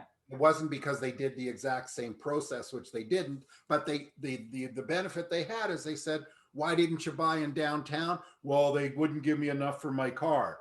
Car salesman, well, what it would take to earn your business today? Well, I mean, it was funny, Jeff. We were talking about Highline dealers.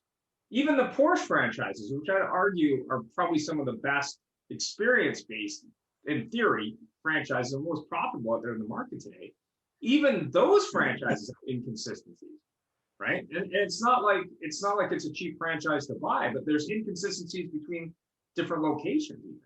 Oh yeah, Pricing. I think one of the things that goes and everything is different. Right? One of the things that goes back to is what Jeff was talking a little bit ago when we were talking about training, and I think John will agree with this, Stephen, I don't know, but is that not only do we say, you know, there's your desk, there's the keys, here's our test driver, good luck with it. We also let the senior guy train the new guy. And that is a catastrophe happening because he's setting that new guy up to help him. And he's telling him how the up system works in his favor. And he's training him all completely backwards. And the dealer's like, did you sit with my senior guy? He sells the most cars. He'll train you on how to do all this. And meanwhile, he's just setting them up for catastrophe. And I think where's that's a big the manager? Not to mention that the guy's picking up his dry cleaning and his coffee. Right? Got his Timmy's going on. He's got everything happening. Oh my gosh. Wow. You know what? We're wondering what the industry needs to do. And we're describing all this stuff. It's phenomenal. And it's no different. I saw Stephen laughing. We hear John's comments. And the Ian and I, and you two gentlemen, well, Barry, you're not that far from here. And Chrissy. We couldn't be farther apart. Well, we got North America covered technically. Where's Chrissy based? Chrissy's in Kamloops. Okay. There you go. Now, So, if I could throw something in, you know, we're talking about customer experience, and I think that's great because the customers deserve a great experience. But until we really focus on some culture change and the employee experience, I'm not sure we'll ever get to the customer experience that we really want to get to. We won't, John. And the struggle we have is, you know, especially, and I'm reflecting from a GM position, is the guy at the top usually it doesn't have the appetite that really to change it. That's not how he did it. That's not how he got successful. That's not how this happened. That's not how that happened. When I was on the floor, this is what we did. And we did this, and we did that, and all this other garbage. Meanwhile, it was 80 years ago or whatever it was, back to your Smithsonian. And, you know, but at the point, somebody has to say, no, we need to blow this up, change it. And one of the most successful stores I was at was owned by a dentist. And his perception of how customer service looked from the service perspective, everything was, it was a dental office. The recall was there, the confirmations were there. He'd been doing it for 20 some odd years. So he was blowing everybody away. It just this amazing customer service. And, you know, we had everything. We had a concierge phone service for after hours and to dispatch, they had the authorization to dispatch a tow truck or a taxi, and we would pay for it. But he knew that car was on our lot now. And so it wasn't going to the closest Honda store. It was going to our store. Even if we had to pay for a taxi cab and a tow truck, we didn't care. We were going to get that car in our possession, get it to our body shop, do whatever. And he had it figured out, and it worked. Like, it was just amazing. Customers were blown away. You know? And if there wasn't an industry that people wanted to go to less than a car dealer, it's a dentist. They had to reach out to him every 6 months. Oh, it's time for your cleaning. And then when they saw him, as they're opening up their mouth and they're sitting there with the thing in their jaws going, hey, they're saying, oh, by the way, you know, we need to change your brake pads on your molars. And I think we need to flush your bicuspids here. And you go, okay, okay. So I had a really interesting conversation with an eye doctor a few months ago. I don't know what the number was. And they are all looking at the dental and the car world as what can they do for upsells, because the industry has trained everybody that once a year you get your eyes checked. I see we're all wearing glasses here. You get your eyes checked once a year. You can go anywhere you want. They do the exact same test everywhere. So the retention, unless you're amazed by them, is zero, or could be zero. I should be careful on that. So they're looking for other stuff. And the first thing they're attaching themselves to is this thing called dry eye, that nobody has ever really had. Yeah. But we're starting to see billboards, we're starting to see all this stuff, and they go to their 20 group dealer meetings or whatever they do, and they're like, nope, dry eye is the next thing. Tell them, ask everybody if they've ever experienced dry eye, because you have a treatment for it. And so that's where they're chasing now, because their business model has been really kind of. And they went through 15, 20 years ago what we're going through now with digital, with laser surgery. Yeah. Because 15, 20 years ago, everybody in 20 years was not going to need glasses. Yeah. And we're all wearing glasses. We're all wearing glasses. But why aren't they selling insurance? I think they should sell insurance for when glasses get scratched or whatever to cover that. Replace. There's an opportunity there. 100%. Yeah. 100%. I buy these glasses, I pay $400, whatever it is. Sometimes it's covered, whatever. And then a year later, I scratch the crap out of them, even though they got that scratch coating, whatever the hell that is. And I just want it fixed, dude. Like, well, you know what's funny though, and their business is probably 60% insurance. Well, yeah. I mean, why would you not sell it? So, has this happened to you before, Mr. Customer? The screws came out, the lens got broken, your kid jumped on it, whatever. You need a new set of glasses. They're $400. You can only get one set a year from your insurance. What if I could replace those at no cost or with a minimum deductible? Is that something you'd be interested in? Absolutely. People would sign So here's up the interesting thing, Ian, because that's a fantastic thought. Yeah. You could actually have loaner glasses ready in every prescription, because there's only so many, right? So you come in, you drop your glasses off, they give you a new pair, you walk home. You're not Only doing this for a problem is week. it look like this. I think we've all just come up with a Opportunity here. new business. Right, like my That's optometrist, when I was getting to 50, and he goes, I said, when do I get readers? He goes, when your arms aren't long enough. I'm like, dude, that's an opportunity to sell them to me right now. Like, what do you mean my arms aren't long enough? What are you talking about, man? It's hilarious. Yeah. So that's their opportunity too, is all these guys who got laser surgery 10 years ago now got to buy readers. Yes. Yeah. Good time. And actually the laser surgery is sort of like, I can't think of stuff in the car business, but you got to come back and do it later. But you have to do one eye at a time, because they don't want to make you blind, 100% blind out of the gate. Just in case they fuck up. Yeah. I find it interesting how these different industries are looking for products, looking for procedures, looking for. Yeah, I talked to a nurse on a plane years ago. They were doing a CSI thing for nurses in the US. Like, they were rating them and it was impacting their pay. I said, well, don't worry about that. We've been doing that in the car business for years. You can work those. She goes, what do you mean? I'm like, well, you don't actually, they're not actually expecting you to solve everyone's medical problem on the first visit, are they? She says, yeah. I'm like, yeah. Like, have you It's never going to happen. anything? Have you ever known any business, any person, anything, even your wife or husband, that's 97% satisfied with you? Well, it was the same. I have pretty CSI good as days. the car business. It was like a service CSI, but for medical. I was laughing at it. Yeah. I was like, really? Wow. Well, you even get them from Starbucks now. Really?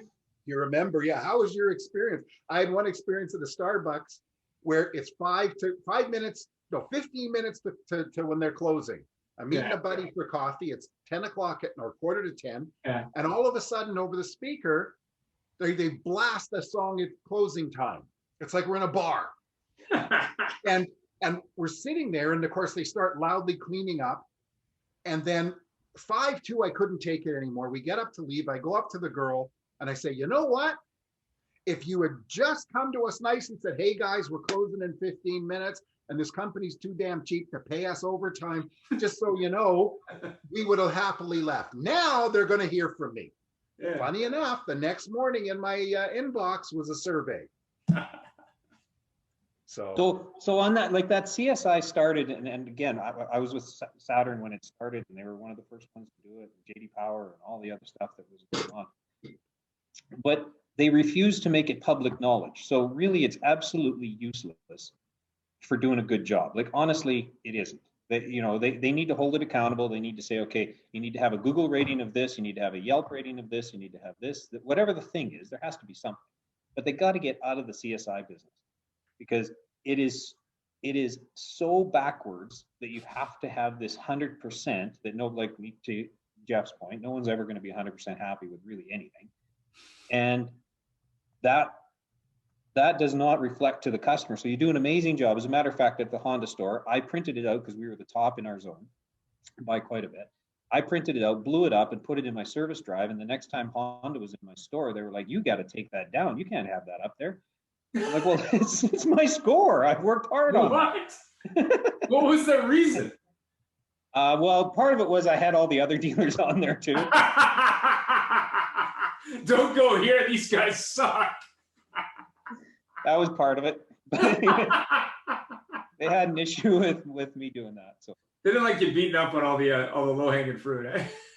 exactly. But you know, it's just funny. There's so much of that, you know, CSI. And if they just said, "Hey, here's the base rating. If you had it, you know, you got a star rating here, and you got a Yelp rating here, whatever the different things are in the industry. And once you got that, we'll just leave you alone. Just stay there."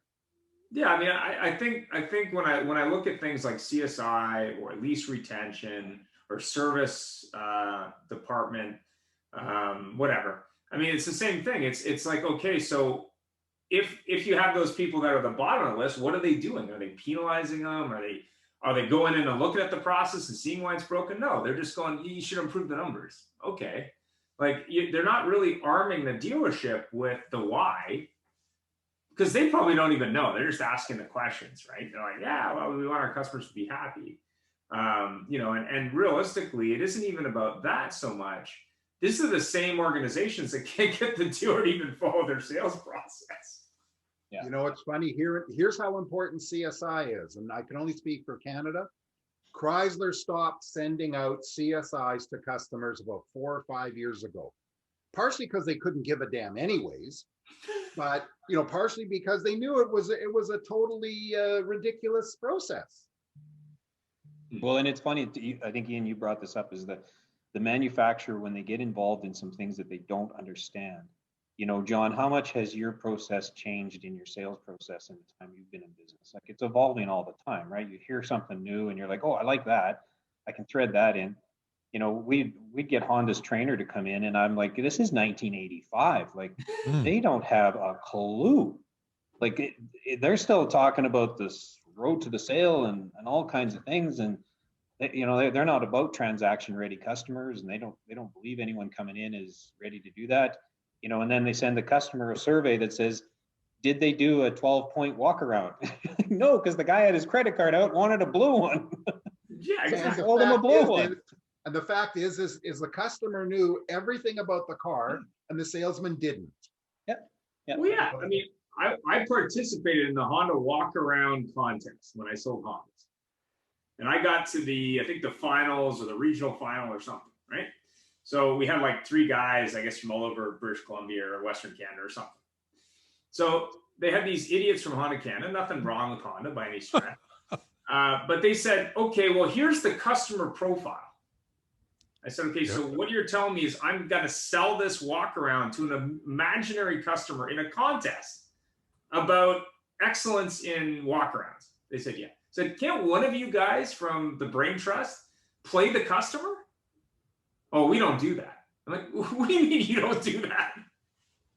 Like, right? what kind of process is this? Like, it was ridiculous.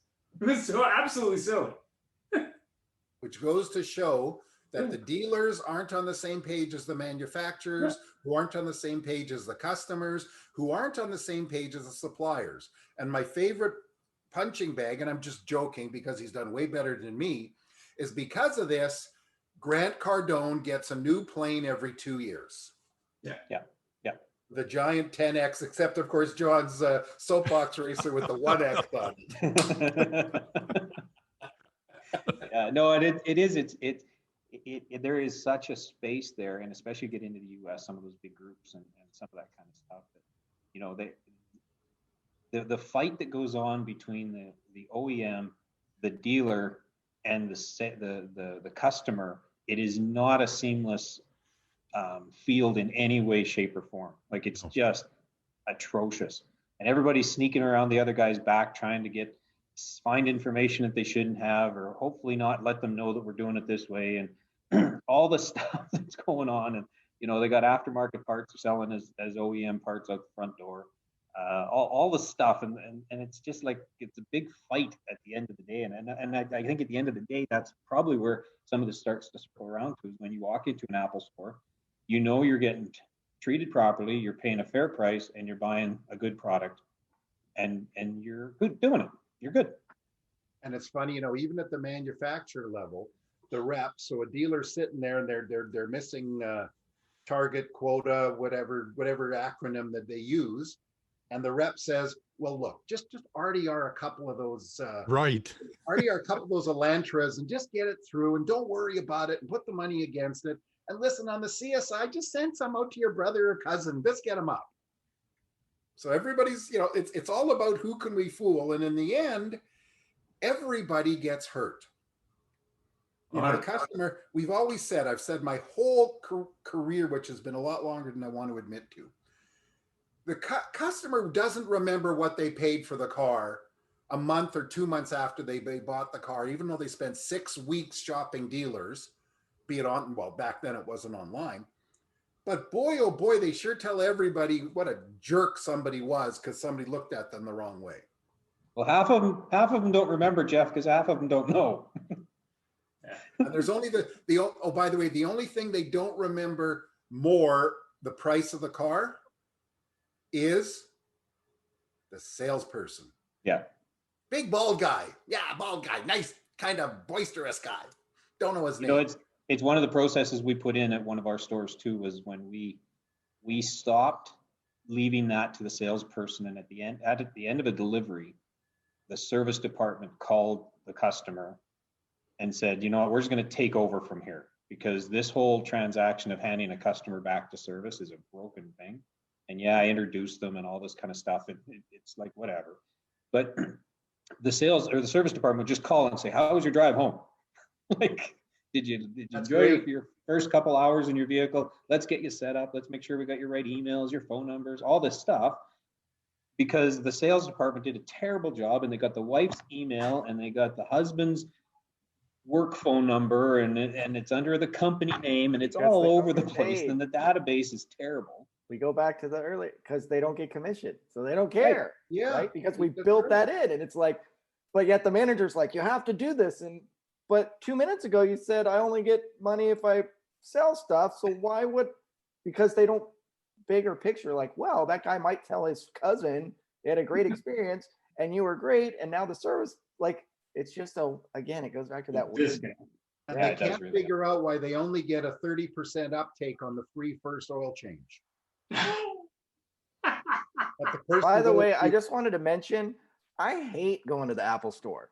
Like, I know we all say like Apple's great. It is like terrible. Yeah, but and yet it's like the model everybody wants to be. And I'm like, when you go in there, it's like going into a zoo. You can't find the blue kid with the shirt. Like I walk right up there and I'm like, where's the $1,500 phone that I have to wait? You take them 2 months to buy it. Yeah. Like, that's what's crazy too about the car. Like, as the car industry, we're like, wow, they're the benchmark. Like, it isn't a great experience like all the time. You know what I mean? It's like, way better than ours. Oh, it's an interesting point though. Right? Like, yeah, you're making me. I'm paying you $1,000 for this thing that you're going to make me buy another one in 6 months. But I'm okay, great, sure, right? They figured out whatever that is. It is genius, because it isn't really, when you sit back and look at it, it's really not that great of an experience. But we've bought into that somehow. Yeah. That's a good point. And the That's a very good benchmark, point. the benchmark is that it's the same experience, whatever you call it, at the one at this mall, that store. It's very I think similar. that's probably it more than anything else. Is you know what? Somebody, John, you were on the Fixed Op Mastermind call. I knew I recognized you, and I thought maybe you might. Somebody posted on LinkedIn recently, and it was McDonald's. It was 3 brands, and it basically said the same thing. Like, oh, it's McDonald's, Starbucks, and somebody else, and it said, not the best hamburger, but people line up in my little town because the drive-thru's open, right? Yep. Starbucks isn't the best coffee, but to your point, Jeff, I know when I go in, I'm going to get the same Americano ristretto shots at this one. For $9. and I'm going to pay, and I pay $5, right? Yeah. And I could go to my coffee machine. But the good point is though, Stephen, the good point is after 37 of those $9 coffees, you get one free. But you get the syrup free. The free one's 27. Yeah, right. Yeah. But again, it's about consistency. I think that's the thing that McDonald's does well, and also with the exception of lately when they try to be everything in a bag of chips. I think they got to stick with what works. But I think that's really what car dealers got to get down to. And the thing that's funny about car dealers, but also car manufacturers, is they're putting out these models. They don't even know what people are driving or buying, really. They kind of do, but I think when you look at Costco, you look at McDonald's, you look at Starbucks, it's not about 50 items. It's about what items make sense that we can then train people to execute on that then drives revenue. And I think that's one of the things Tesla, rightly or wrongly, has done well. A few models. You don't need 50 models, a few models. That's what we sell. You don't want to buy it, that's fine, right? You don't I think need it's also interesting. everything. My background at Carfax was handling dealer groups. Yeah. And I was always surprised because you think, like you guys talked about it earlier, like the whole idea, if I'm going to buy 50 rooftops, is economy of scale at some level, right? And that's why AutoNation changed the names from Power Nissan. They were like, we can save $50,000 a year on business cards if everyone's just AutoNation Nissan instead of whatever it was. Yeah, ABC Nissan. But yet you go into groups and it's not the same experience. You're like, how is this possible that you have this huge, and it's just not AutoNation, but it's I dealt with all sorts of groups around the country, and I was a trainer for a little while, and I was shocked when I would go in, and I think somebody touched on it. You can feel that too. Like when you walk into a store that's well run, that people are happy. Indeed. In the sales environment, you can feel that. And I worked for one that was really interesting. I worked for a store that the GM came up from the service side, and it was such a different experience as a salesperson because he didn't have that mentality of I'm gonna get a $5,000 whatever, like I'm gonna crush it on every customer. He really had a much more customer oriented, and you could feel that right down at the sales level. Yeah. And I think it's possible. I think it's just challenging because when you look at, like, I had the opportunity to work with Henrik Automotive. I had the opportunity to work with a bunch of other big US groups. What I think is possible is if you have a structure and it's not optional. Like to me, and it was funny. I remember I was running this Kia store and I wanted all the salesmen to be there at 5 to 9 so we could have a meeting before the shift. And basically this one salesman was always late. So then I said to him, I said, okay, when you're late tomorrow, because for some reason you can't make it, get everyone breakfast. Figuring I'd teach him, to show up on time. After a week of him getting everyone breakfast, I'm like, dude, like your new job isn't to buy everyone breakfast every day. But he just didn't, the wheels weren't turning. It was like. You know what I used to do when salespeople were late? I tell them the first time free. And I mean, you know what? If it's because literally they honestly had a flat tire, got a ticket, it didn't matter. First time they were late without it, they were free. Second time they had to sing. Yeah, Rarely were they late twice. Sing or tell a joke. Yep. Yeah. No joke. No, don't sing because you can tell a joke. But singing was you stand in front of everybody and go, somewhere over.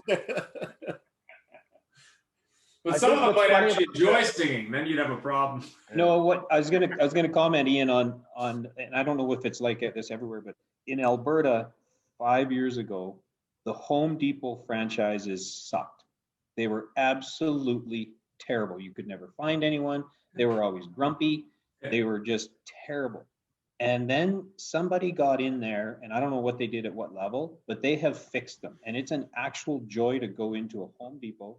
I was in one yesterday, and the lady was helpful. She's telling me, hey, well, I was buying some tile. She's like, take a picture of this, so when you get to front reception, or to the front till, they'll know what to do. Tell them this and this and this. But like they were just so helpful, and walking you to the aisle.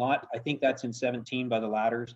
They walk you down there. They're doing all the best practices now. So it's interesting that, and I don't know what there is in Alberta for Home Depot. Say there's 50 of them, but they've done a great job of actually turning that ship on a large scale and actually fixing it. So I think they went to doable. Disney. It's fixable. Could've. You I just think have to that- commit to it and do it long term. That's all you got to do. I think Commit. that's the Do it long problem term. that we all have in this. Like, I love the car business. I love Right. buying cars, selling cars. And that's what's so frustrating. It's like, it could be so much better. It doesn't have to be like this. I don't know why we have done this to ourselves, but like, that's what I think. It's funny. Like, I'm sure if somebody's listening to this, they're like, man, these guys freaking hate car dealers. But I think that's why we all are like this, is because, you know, it sounds like each one of you have done something different than the norm and tried to make your dealership better and different. And that's why it's frustrating. Well, Yeah. you know, I couldn't agree with you more, because I don't think anybody here doesn't love this business. And, you know, this is sort of like the dog that always pees on the carpet. You can't get him to stop. You don't shoot him. Maybe in Texas you do, but you know, you still love them, and you find a way around it. And the thing in the car business is we know how to make it better. And sometimes we just get so frustrated at trying to make change, because again, the other way works. Yeah. And one day it won't. And I mean, this is a 75, 80-year-old business model, maybe even longer, back to actually probably about 100 now. More than And, 100. Yeah. And Because they were selling wagons before, right? There are dealers in the U.S. market, I think even some in Canada, that have been in business over 100 years. Hmm. And some of them started selling cars when they sold horses and buggies as a side business. They weren't sure if it was going to go anywhere. Yeah. Yeah. And I think the biggest challenge in Canada versus the States is we have such a higher penetration of dealers per capita than in the States. We've talked about this. We had Rob Ruth on, who's coming on in a couple of weeks too. And there's this little dinky dealership between, 100 miles in each direction from two major cities. And there, what's the population of his town there, Ian? Like 1,400 people or something? It might be bigger than that, but he sells like 300, 400 rides a month. Yeah. And there isn't a dealer in Canada. Well, there might be one or two that do 400 a month. And we're talking in cities of 5 million people. Yeah, I mean, I think that the thing about him, and what's interesting, is that he draws from different markets, but I think he also takes the effort to stand apart. And a lot of the dealers in these big urban markets, there's lots of competitors, but they're not really taking that same effort, right? Like It's funny when you go on his website and look at the pictures, like that building is old. Oh yeah. He hasn't built some flagship and put a 400-foot flag in the ground and hey, this is where we are. Like, he's running out of an old building. He's got to be making Hold money on a hand minute. over fist. Hold on a minute. And I apologize in advance, Stephen. In the US, if you put up a flag, that's worth 20 cars a month. And then every 20 feet is another car. And then the big purple gorilla, you get at Right. least Oh yeah. 6 more. Or these guys at the front driveway. What's funny, when I was a trainer at Carfax, we would bang on that. And then I saw a study that somebody did about the gorilla. Yeah. And it really, the study showed that they actually did sell more cars when they had a stupid thing on top of their building. Have you seen these permanent balloons? What? They've got these balloons now in car dealers. They're permanent. They last like months. Yeah. So, like, yeah. installation. Oh yeah, that's funny. There's a little town north of me that it probably has like 8 dealers on the highway. Every one of them, every car has one of those and I was like, Yeah. Who is this guy? Like, and so I have a buddy who's a manager. I'm like, how much are the balloons? Like, how did he all of a sudden get every one of you? And it's really funny when you drive through the town, you're like, what's going on? Yeah. It was $1,000 per rooftop for the balloons, just in case you're wondering. The Yeah. hardest thing in the world is the salesman and the balloons in the morning. Because Yeah. there's always that. It's always done by 2 guys. Because the old dogs, they go, oh man, I got an appointment. I got to run here quick. I got to get my car ready. And they're down in service having coffee. So the permanent balloons work really good. Oh yeah, these things are like there's like a aluminum infrastructure, and they hang them on, and it's crazy. It's like it looked like a DNA science toy, but like the balloons are permanent. I was like, wow, that's a big commitment to balloons, man. When you're doing a permanent balloon installation. Oh God. But you know what? It's all about that movement as they drive down the road. I mean, so tell me, down there in Texas, how many dealers still have the strings with the little twirly propellers on them? Oh, I haven't seen those for a while. Yeah, yeah. Maybe But I on still, independent lots, you'll see them on occasion. Yeah. But yeah, I still see a bunch of independent lots here with the string lights. I miss the poor guy who painted on the windows. Yeah, Big sale. I always thought that was a yeah. lost Well, art. we get them here at Christmas time, although I don't think they're doing a lot of business this year. You know, it's funny. It's funny you say that, and then I got to duck off because I got to go pick up my daughter. But Yeah, we're funny getting you say late that here. because there was a time, and I'm not. There was before my time, but where we were so important and relevant, they used to paper off the showroom windows, change out the model years, and then take the paper down, and it's all this brand new, and people would come in and they'd see the new year, and it was all exciting and everything like that. And now look what we're trying to do to just get their attention. Well, don't forget, that was back when there was a new car way back in the 60s, there was a new car every year, new design. 50s, And 60s. 70s. Yeah. And then, in the 80s, they redid them kind of, Honda used to do a new model every 4 years, no matter what. Yep, that's Well, right. now it's 8 to 10 Five, years. six. Yeah. So why line up to discover that or cover your windows to say, hey, that CRV's got a backup camera now. Well, it's funny how you take that relevance of what it was and how important you have a Chevy store in a community, and it would be a big thing when something happened, and now it's like, Yeah, my dad grew up in Michigan, and he tells me about like when he was a little kid, the car dealer was like a lawyer, a doctor, like he was an important member of the community. And I often tell people this too, like, because I'm sure you guys get this. If anybody knows you're in the car industry, they start banging on the car industry. And I'm like, Yeah. hold up, before you do that, like I live in a little town that's called Round Rock. It's north of Austin. And there are 6 car dealers. And I tell them, if you think about, they're normally the biggest employer in the town. They by far pay the most sales tax of anybody.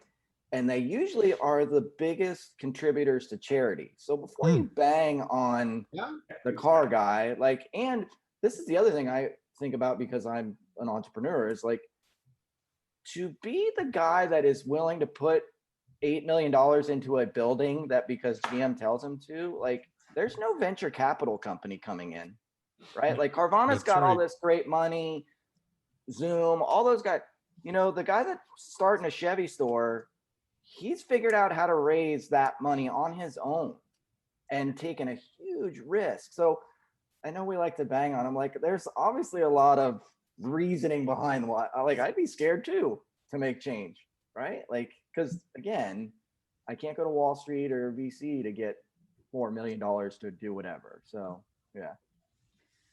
Yeah. Well, I got to take off. So, gentlemen, this has been an incredible conversation. Thank you, everybody. Gentlemen, thank you. That was a lot of fun, and glad to see you join us, Stephen and Barry and John, for your constant support. And we look forward to you next time. And we're going to make this a staple every month, end of the month